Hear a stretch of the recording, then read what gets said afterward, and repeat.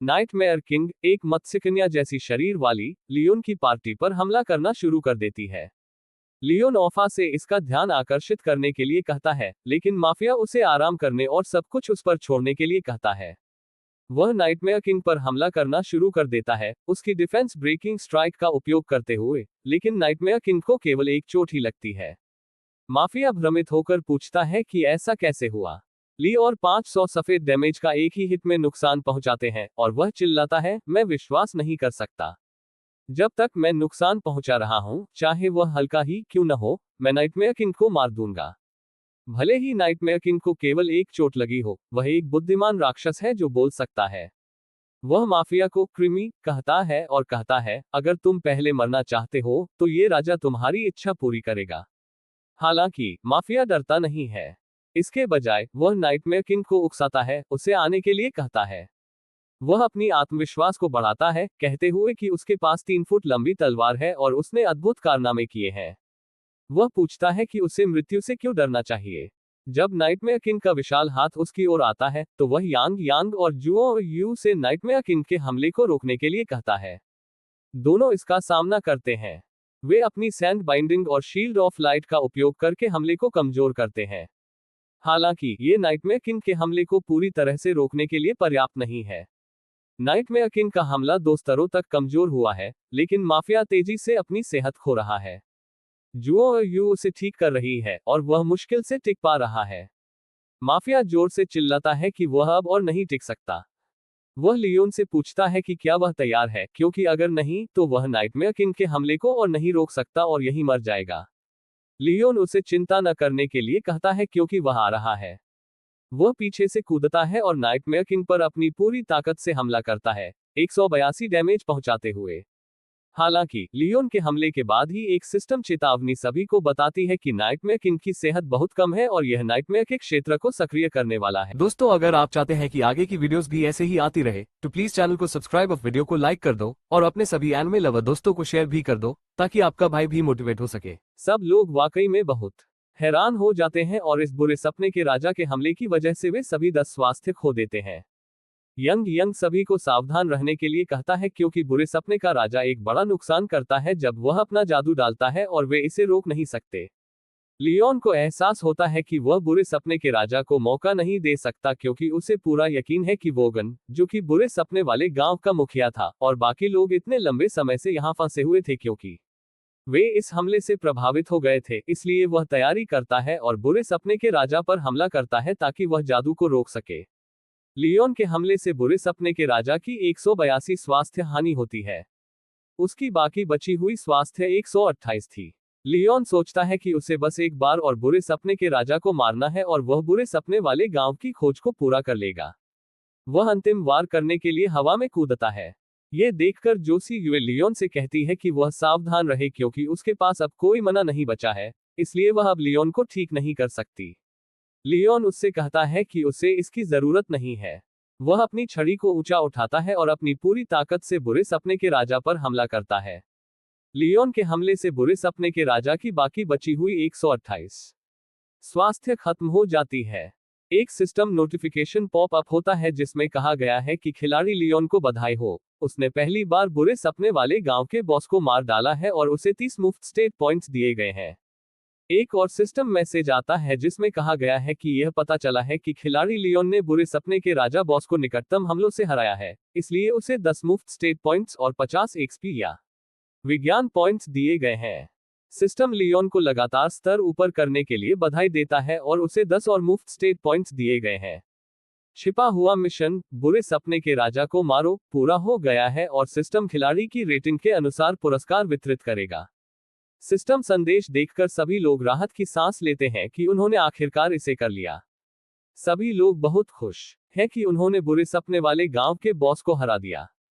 अचानक एक system notification pop up होता है जिसमें कहा गया है कि मूल्यांकन पूरा हो गया है। सिस्टम मिशन पूरा करने के लिए पुरस्कार वितरित करना शुरू करता है। खिलाड़ी जोसीवे को डी रैंक रेटिंग प्राप्त हुई है और उसे स्प्रिंग ब्रिज एंड विलो की डायरेक्ट टैलेंट प्रदान की गई है। खिलाड़ी हुआयू को सी रैंक रेटिंग प्राप्त हुई है और उसे भी स्प्रिंग ब्रिज एंड विलो की डायरेक्ट टैलेंट प्राप्त हुई है। खिलाड़ी यांग शी को सी रैंक रेटिंग प्राप्त हुई है और उसे ग्राउंड एक्सप्लोजन मैजिक की डायरेक्ट टैलेंट प्रदान की गई है। खिलाड़ी माफिया को सी रैंक रेटिंग प्राप्त हुई है और उसे separating the world with one strike की डायरेक्ट टैलेंट प्रदान की गई है। अंत में खिलाड़ी लियोन को ए रैंक रेटिंग प्राप्त हुई है और ए रैंक पुरस्कारों के रूप में 50 अनुभव पॉइंट्स और B rank skill book withering magic प्राप्त हुई है। लियोन को जो कुछ भी मिला वह अच्छा था, लेकिन वह अभी इस टैलेंट का उपयोग नहीं कर सकता क्योंकि उसकी आत्मा की स्थिति शून्य है। हालांकि लियोन निराश नहीं है क्योंकि कम से कम अभी भी बुरे सपने के राजा की आत्मा है। वह चाहता है कि बुरे सपने का राजा उसे कुछ अच्छा सामान छोड़ जाए। लियोन को ड्रैगन पियर्सिंग स्वॉर्ड मिलती है, एक बी रैंक हथियार जो हमले को 100 पॉइंट्स बढ़ाता है, प्रतिद्वंद्वी के कवच को 30% नजरअंदाज करता है और तलवार के हमले को 20% बढ़ाता है। यह एक बहुत अच्छी तलवार है, लेकिन लियोन खुश नहीं है क्योंकि वह तलवार का उपयोग नहीं कर सकता। उसे यकीन नहीं हो रहा कि वह कितना बदकिस्मत है। क्यों बी रैंक की तलवार मिली होगी जब वह इसका उपयोग नहीं कर सकता? वह अपनी किस्मत पर विश्वास नहीं कर सकता कि वह कितना बदकिस्मत है। बी रैंक की तलवार मिलने की क्या वजह हो सकती है? मर्फी बी रैंक की तलवार देखकर बहुत उत्साहित हो जाता है।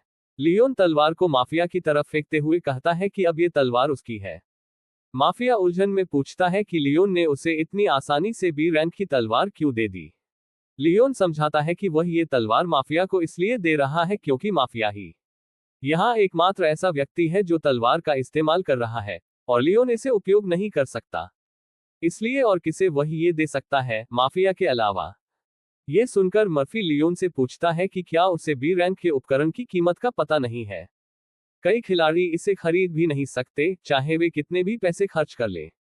अगर लियोन इसे बेचता तो वह राजधानी में एक घर खरीद सकता था, लेकिन लियोन परवाह नहीं करता।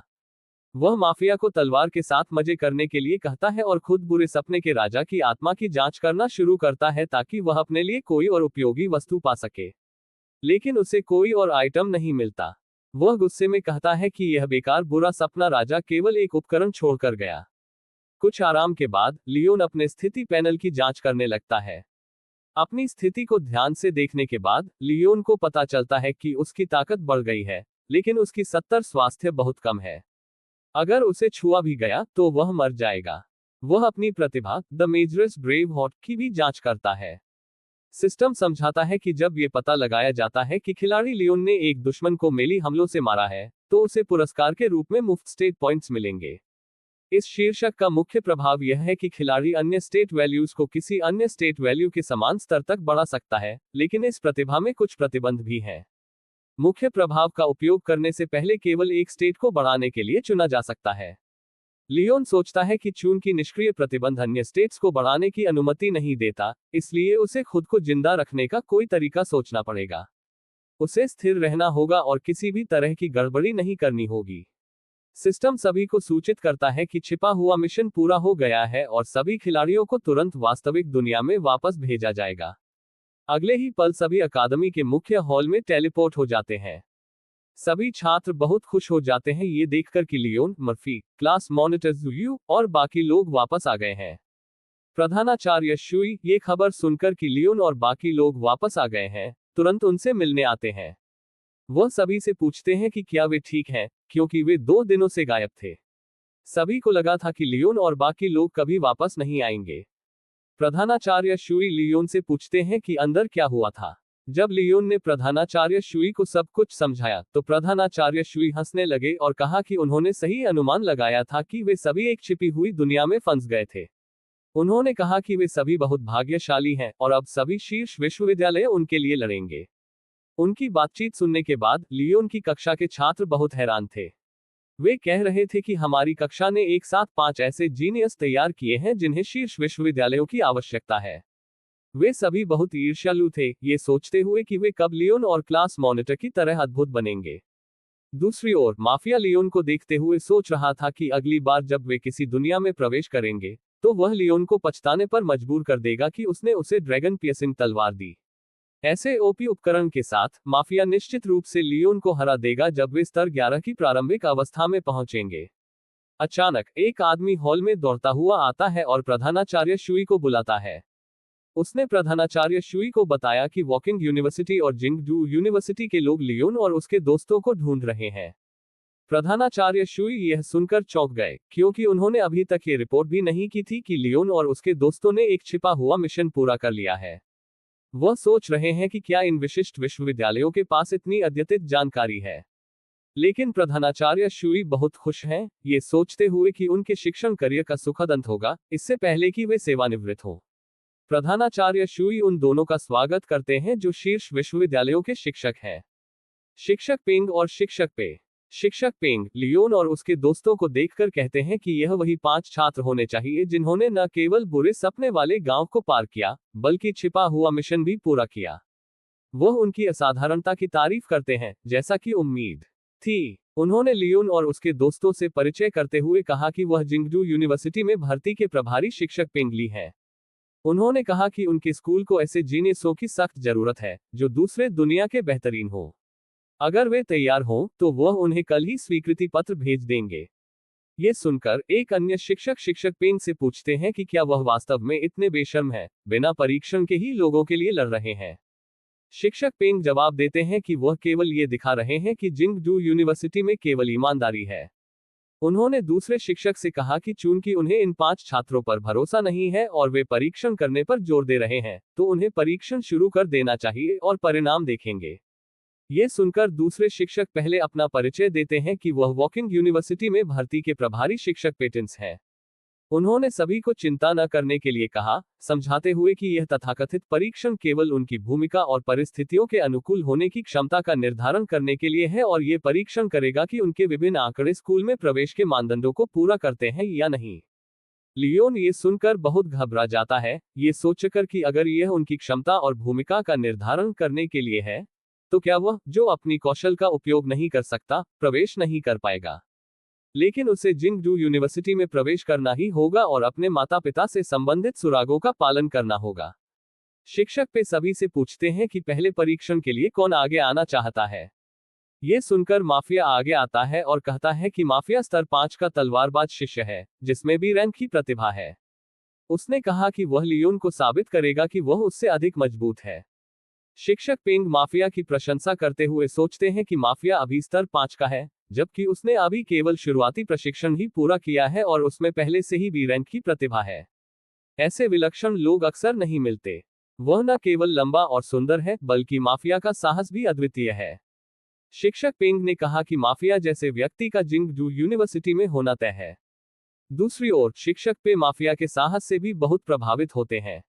वह अपनी शील्ड स्किल को सक्रिय करते हैं और माफिया से कहते हैं कि वह उन पर हमला करे। शिक्षक पे एक स्तर 25 के मध्य चरण के गनमैन शिष्य हैं, जिनकी ताकत 300 और स्वास्थ्य 500 है। ये सुनकर माफिया अपनी हमले की तैयारी करता है और शिक्षक पे से सावधान रहने को कहता है, क्योंकि वह कोई रहम नहीं दिखाएगा। माफिया अपनी वर्ल्ड सेपरेटिंग स्ट्राइक का उपयोग करता है और शिक्षक पे की शील्ड पर हमला करता है। शिक्षक पे बहुत आश्चर्यचकित होते हैं ये देखकर कि माफिया उनकी रक्षा को तोड़ने में सक्षम था। हालांकि शिक्षक पे एक गनमैन शिष्य है और रक्षा उनकी मजबूत विशेषता नहीं है, फिर भी उनका स्तर 25 है, इसलिए माफिया का उनकी शील्ड तोड़ना बहुत प्रभावशाली है। शिक्षक पे बहुत खुश होते हैं और माफिया को बधाई देते हुए कहते हैं कि माफिया की वर्ल्ड सेपरेटिंग स्ट्राइक एक अत्यधिक दुर्लभ शील्ड तोड़ने की तकनीक है। वह तलवार की नोक की हमलावर शक्ति को बढ़ा सकता है, ये बहुत प्रभावशाली है। माफिया शिक्षक पे को धन्यवाद देता है। शिक्षक पेंग भी माफिया से बहुत प्रभावित होते हैं।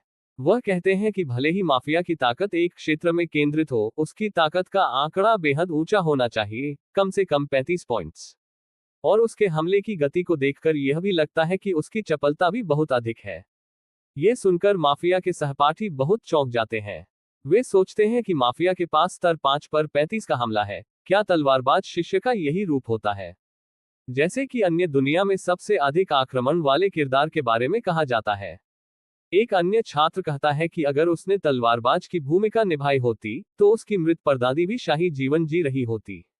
शिक्षक पेंग समझते हैं कि शिक्षक पे माफिया जैसे अद्भुत छात्र को वापस वॉकिंग यूनिवर्सिटी में ले जाना चाहते हैं। शिक्षक पे माफिया से पूछते हैं कि क्या उसने तय कर लिया है कि वह किस विश्वविद्यालय में जाना चाहता है। शिक्षक पे माफिया को आश्वासन देते हैं कि वॉकिंग यूनिवर्सिटी का दरवाजा उसके लिए हमेशा खुला रहेगा। लेकिन शिक्षक पेंग भी पीछे नहीं रहते। वह माफिया से जिंगजू यूनिवर्सिटी में शामिल होने का अनुरोध करते हैं और कहते हैं कि वे उसे सर्वोत्तम संसाधन प्रदान करेंगे। माफिया कहता है कि वह कुछ समय लेना चाहेगा सोचने के लिए, तो क्यों न बाकी छात्रों का परीक्षण पहले हो जाए उसके जवाब देने से पहले। ये केवल एक बहाना था, क्योंकि माफिया ये देखना चाहता था कि लियोन किस विश्वविद्यालय में जाना चाहता है। वह वहां जाएगा जहां लियोन जाएगा। वह सोचता है कि उसे हर तरीके से लियोन को मात देना है। शिक्षक पेंग माफिया की बात से सहमत होते हैं और कहते हैं कि वे परीक्षण जारी रखेंगे और अगले छात्र को आने के लिए कहेंगे। अगली छात्रा आगे आती है और अपना परिचय देती है कि उसका नाम जोसी युवे है और वह एक हीलर है। वह अपनी like a fresh breeze skill का उपयोग करती है और अपनी पूरी पार्टी को हील करती है। शिक्षक पे ये देखकर बहुत हैरान हो जाते हैं कि वह सिर्फ स्तर 4 पर होने के बावजूद पूरी पार्टी को हील कर सकती है। इसके बाद जू यू आती है। वह अपनी शील्ड स्किल का उपयोग करती है और शिक्षक पे के हमले को रोकती है। जू यू को 10 स्वास्थ्य का नुकसान होता है, लेकिन शिक्षक पे को भी 2 स्वास्थ्य का नुकसान होता है। शिक्षक पे फिर से हैरान होते हैं कि जू यू के पास इतनी मजबूत रक्षा क्षमता है, वह भी केवल स्तर 4 पर। और उसके शील्ड पर जो हमला किया जाता है उसका कुछ हिस्सा वापस भी आक्रमण करने वाले पर आता है। शिक्षक पे जू यू से पूछते हैं कि क्या यह उसकी प्रतिभा है। जू यू कहती है हाँ और बताती है कि यह उसकी सीधी प्रतिभा है, डैमेज रिफ्लेक्टिंग आर्मर स्पाइक्स। यह उसे प्राप्त होने वाले 20% नुकसान को वापस हमलावर को लौटा देती है। शिक्षक पे जू यू की स्किल से बहुत प्रभावित होते हैं। वह समझाते हैं कि किसी मीट शील्ड किरदार के लिए इस प्रतिभा से अधिक उपयोगी कुछ नहीं हो सकता। इसके बाद वह अगले छात्र को आने के लिए कहते हैं। अगला छात्र लियोन का सबसे अच्छा दोस्त यांग शी होता है। उसे देखकर शिक्षक पे पूछते हैं कि क्या वह भी मीट शील्ड रोल में है। यह सुनकर यांग शी जवाब देता है कि वह शील्ड स्किल का उपयोग नहीं करता, बल्कि वह एक मैज है। शिक्षक पे भ्रमित हो जाते हैं, ये सोचते हुए कि 300 पाउंड से अधिक वजन वाला एक व्यक्ति यह कह रहा है कि वह मैज है। वह सोचते हैं कि शायद जू यू और यांग शी की कक्षा में गड़बड़ी हो गई होगी। शिक्षक पे यांग शी से उसकी स्किल दिखाने के लिए कहते हैं। यांग शी अपने हमले की तैयारी करने लगता है। यह देखकर शिक्षक पे उलझन में पड़ जाते हैं, ये सोचते हुए कि यह बच्चा क्या करने की कोशिश कर रहा है, क्योंकि उन्होंने अब तक कोई जादू महसूस नहीं किया। लेकिन यांग शी इसकी परवाह नहीं करता। वह अपनी ग्राउंड एक्सप्लोजन जादू का उपयोग करता है और शिक्षक पे पर हमला करता है।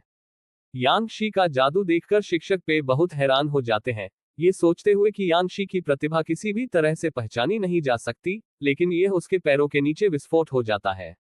यहां तक कि वह एक स्तर 25 के गनमैन है, उन्हें 3 एचपी का नुकसान होता है, बिना किसी चेतावनी के। वह कल्पना भी नहीं कर सकते कि यांग शी उनके स्तर के लोगों के साथ क्या कर सकता है। क्या यह सच में एक साधारण स्तर 5 का मैच कर सकता है?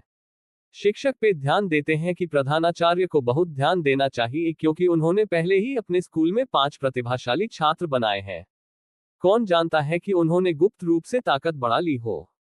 अंत में लियोन आता है और अपना परिचय देते हुए कहता है कि उसका नाम लियोन है और वह एक स्तर 7 का नेक्रोमेंसर मृत आत्माओं को बुलाने वाला है। उसने बताया कि उसकी प्रतिभा की रैंकिंग अज्ञात है। ये सुनकर कि लियोन एक स्तर 7 का नेक्रोमेंसर है, शिक्षक पे चौंक जाते हैं, ये सोचकर कि वह बाकी 4 से पूरे 2 स्तर ऊंचा है। लेकिन वह लियोन को गलत समझ लेते हैं, क्योंकि लियोन अपनी प्रतिभा का खुलासा नहीं करता। शिक्षक पे सोचते हैं कि क्या यह इसलिए है क्योंकि लियोन की प्रतिभा की रैंक बहुत कम है, इसलिए वह इसे बताने की हिम्मत नहीं कर रहा है।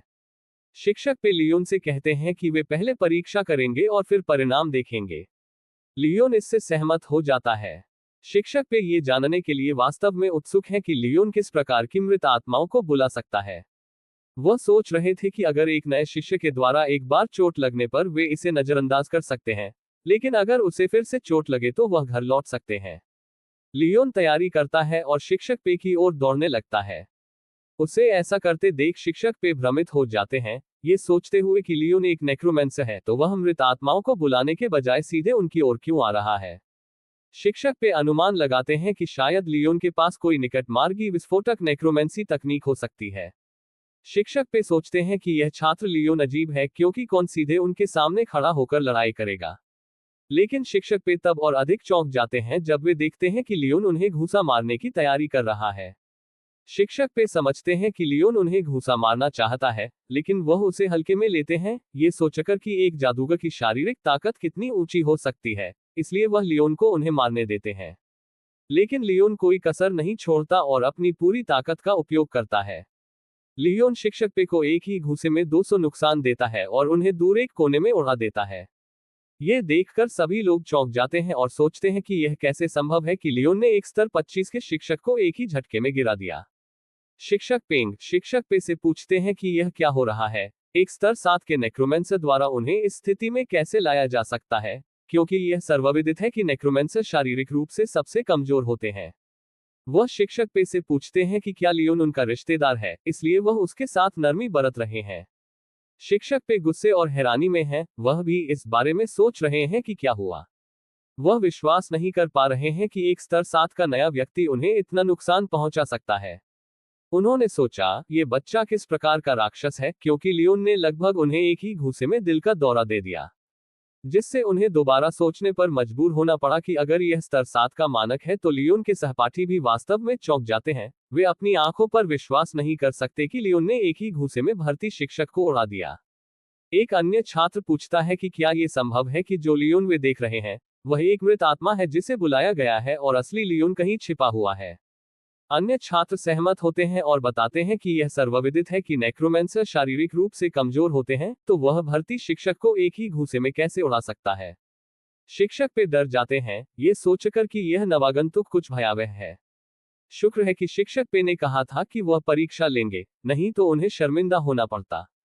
लियोन पूछता है कि क्या उसकी परीक्षा खत्म हो गई है, लेकिन शिक्षक पे लियोन से डर गए हैं, ये सोचते हुए कि वह सबसे भयावह नया छात्र है। शिक्षक पे ने लियोन से कहा कि उसने परीक्षा पास कर ली है, लेकिन लियोन ने अपनी मृत आत्माओं की जादूगरी का प्रदर्शन नहीं किया, इसलिए वे उसे सही स्कोर नहीं दे सकते। लियोन जवाब देता है कि कोई बात नहीं, उसने सोच लिया है कि वह शारीरिक लड़ाई में महारत हासिल करना चाहता है, जैसा कि योद्धा करते हैं।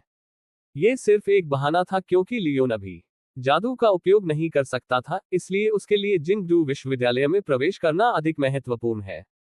शिक्षक पे ने कहा कि अपने ही क्षेत्र के अलावा किसी अन्य क्षेत्र में विशेषज्ञता हासिल करना शिक्षा के इतिहास में कभी नहीं हुआ। उन्होंने अपना फोन निकालते हुए कहा कि उन्हें इस बारे में प्रधानाचार्य से पूछना होगा। शिक्षक पे ने जिंगडू विश्वविद्यालय के प्रधानाचार्य को कॉल किया। उनके प्रधानाचार्य ने उनसे पूछा कि क्या हुआ, क्योंकि वह सीयू शहर के चौथे कॉलेज में छात्रों की भर्ती के लिए नहीं गए थे। शिक्षक पे ने उन्हें समझाया कि उन्होंने यहाँ एक भयावह रूप से प्रतिभाशाली नेक्रोमेंसर पाया है और वह योद्धाओं के लिए बने शारीरिक लड़ाई के प्रमुख में शामिल होना चाहता है। जिंगडू विश्वविद्यालय के प्रधानाचार्य वास्तव में उलझन में हैं। उन्होंने शिक्षक पे से पूछा कि वह क्या कहना चाहते हैं, फिर विस्तार से समझाने को कहा।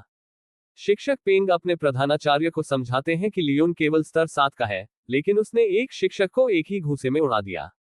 ये सब सुनने के बाद जिंगडू विश्वविद्यालय के प्रधानाचार्य चौंक जाते हैं और शिक्षक पेंग से कहते हैं कि वह लियोन को किसी भी शर्त पर जिंगडू विश्वविद्यालय में शामिल होने के लिए राजी करें। प्रधानाचार्य ने कहा कि लियोन को मनाने के लिए उसे विश्वविद्यालय में सर्वोच्च अधिकार दिया जाएगा, चाहे छात्र जो भी शर्तें रखे। दूसरी ओर शिक्षक पे भी अपने प्रधानाचार्य को लियोन के बारे में बताने के लिए कॉल करने की कोशिश कर रहे थे, लेकिन उनका कॉल नहीं उठाया गया। जिंगडू विश्वविद्यालय के प्रधानाचार्य शिक्षक पेंग से कहते हैं कि वह लियोन को खुद व्यक्तिगत रूप से आमंत्रित करने के लिए वीडियो कॉल शुरू करें। शिक्षक पेंग ने वीडियो कॉल शुरू किया और सभी के सामने काले बालों वाला व्यक्ति का एक होलोग्राम प्रकट हुआ। वह जिंगडू विश्वविद्यालय के प्रधानाचार्य जीपिन यांग के रूप में अपना परिचय देते हैं। वह लियोन और उसके सहपाठियों को समझाना शुरू करते हैं कि वे जिंगडू विश्वविद्यालय में शामिल हों, ये समझाते हुए कि उनके विश्वविद्यालय का लंबा और गौरवशाली इतिहास है और वहां उत्कृष्ट शिक्षक हैं। अचानक लियोन उन्हें बीच में रोकता है और कहता है कि प्रधानाचार्य जी अपने शब्द बचा सकते हैं क्योंकि लियोन जिंगडू विश्वविद्यालय में शामिल होने वाला है। ये सुनकर शिक्षक पे चौंक जाते हैं। अब वह लियोन को अपने विश्वविद्यालय में भर्ती करने की जरूरत महसूस नहीं करते। वह सोचते हैं कि लियोन के बाकी दोस्तों को भर्ती करेंगे और उनके लिए संघर्ष करेंगे। लेकिन इसके पहले कि वह कुछ कह पाते, जिंगडू विश्वविद्यालय के प्रधानाचार्य जी लियोन के दोस्तों से पूछते हैं कि चूंकि वे सभी एक ही कक्षा के हैं, क्यों न वे सभी साथ में विश्वविद्यालय में शामिल हो। वह एक दूसरे का ख्याल रख सकते हैं। वे सभी उनकी बात से सहमत हो जाते हैं। शिक्षक पे गुस्से में है और प्रधानाचार्य जी से पूछते हैं कि वह सभी को क्यों ले रहे हैं, क्या ये जिंगडू विश्वविद्यालय के लिए बहुत ज्यादा नहीं है। लेकिन प्रधानाचार्य जी उन्हें अनदेखा करते हुए लियोन और उसके दोस्तों से बातचीत जारी रखते हैं। दूसरी ओर शिक्षक पेंग बहुत खुश होते हैं। वह सोचते हैं कि यह उनके प्रवेश करियर का सबसे बड़ा पल होगा। लियोन उन्हें फिर से बीच में रोकता है और प्रधानाचार्य जी से पूछता है कि क्या उनके लिए कुछ और सवाल है। लियोन प्रधानाचार्य जी से पूछता है कि क्या वह उसके पिता रे को जानते हैं। प्रधानाचार्य जी यह नाम सुनकर चौंक जाते हैं। वह लियोन से पूछते हैं कि क्या वह रे और करेन का बेटा है, और कहते हैं कि अब समझ में आता है कि उन्हें लियोन को देखकर इतनी परिचित भावना क्यों महसूस हुई। लियोन ये सुनकर कि प्रधानाचार्य जी उसके माता पिता को जानते हैं, उनसे पूछता है कि क्या वह जानते हैं कि उसके माता पिता अब कहाँ हैं। प्रधानाचार्य जी लियोन को समझाते हैं कि वे दोनों उनके छात्र थे, लेकिन उन्होंने उन्हें 10 साल से अधिक समय से नहीं देखा है। वह लियोन को केवल इतना बता सकते हैं कि उसके माता पिता बहुत प्रतिभाशाली व्यक्ति थे।